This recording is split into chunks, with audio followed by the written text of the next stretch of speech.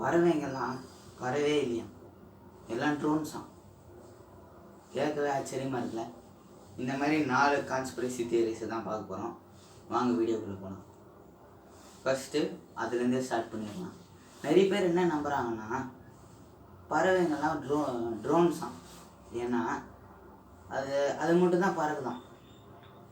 So பறவைங்கள்லாம் ஒரு கவர்மெண்ட்டோ இல்லை ஏலியனோ நம்மளை வேவு பார்க்கறதுக்காக வச்சுருக்க ட்ரோன்ஸ் அப்படின்னு நிறைய மக்கள் நம்புகிறாங்க. இதுக்காக அமெரிக்காவில் போராட்டமே பண்ணியிருக்காங்க. நெக்ஸ்ட்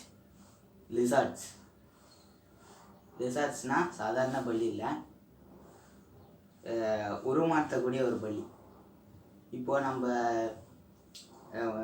உலகத்தில் இருக்க முக்கியமான ஆள்கள் எல்லாமே பள்ளிங்க தான் வேஷம் போட்டுன்னு அந்த மாதிரி இருக்குது அப்படின்னு சொல்கிறாங்க.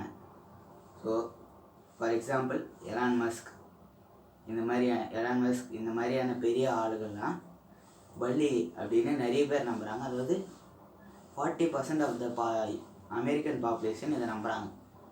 நெக்ஸ்ட் உங்கள் எல்லாருக்கும் தெரிஞ்ச இல்லுமினாட்டி. இந்த மாதிரி சிம்பிள் இருக்கும், இப்படி இருக்கும்.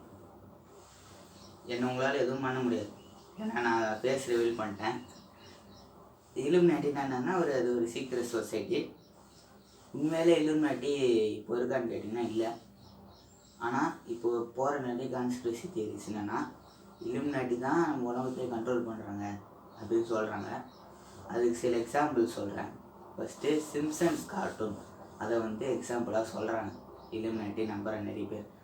ஏன்னா சிம்ப்சன் கார்ட்டூன் ரொம்ப நாளைக்கு முன்னாடி நான் உலகத்தில் என்ன நடக்க போகுதுன்னு சொல்லியிருக்கு. அதை இல்லுமினாட்டி தான் சிம்ப்சன் கார்ட்டூனே பண்ணுறாங்க அப்படின்னு சொல்கிறாங்க. அவங்க முன்னாடியே குழு கொடுத்துட்டு அதை உண்மையில நடத்திடுறாங்க அப்படின்னு நிறைய பேர் நம்புகிறாங்க. அப்புறமா எப்ஸ்டீன் மாதிரி இப்போது ஒருத்தர் பீட்டர் அப்படின்னு பேரோட அதே ஐலாண்டில் போயிட்டு ரீல்ஸ் போடுறாரு. நான் எப்ஸ்டீன் இல்லை, ஆனால் பார்க்க எப்ஸ்டீன் மாதிரியே இருக்கேன் அப்படின்னு போடுறாரு.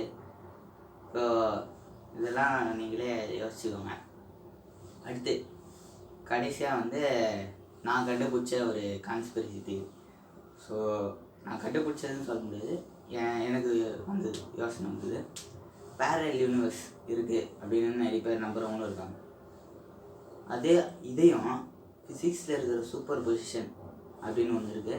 என்னென்னா ஒரே பொருள் பல இடத்துல இருக்கலாம் அப்படின்னு சொல்கிறது தான் சூப்பர் பொசிஷன். இப்போது காயினை டாஸ் பண்ணால் அது ஏரில் இருக்கும்போது ஹெட்ஸா டெய்ல்ஸா எதுவுமே நமக்கு தெரியாது. அது ஹெட்ஸாகவும் இருக்கலாம், டெய்ல்ஸாகவும் இருக்கலாம். அதுதான் எங்கள் சூப்பர் பொசிஷன். ஸோ இப்போ இந்த 2 தியரிஸையும் ஒன்றா நினச்சா என்ன வருதுன்னா பேரலல் சூப்பர் பொசிஷன் யூனிவர்ஸ். ஆமாம், இப்போது நம்ம கான்ஷியஸ்னஸ் கன்ஸ்டண்ட்டாக இந்த பேரலல் யூனிவர்ஸில் ஷிஃப்ட் ஆகிட்டு இருக்குது. அந்த பேரலல் யூனிவர்ஸ் எப்படி உருவாச்சுன்னா சூப்பர் பொசிஷனால் உருவான பேரலல் யூனிவர்ஸ் அப்படின்னு எனக்கு ஒரு தியரி தோணுச்சு.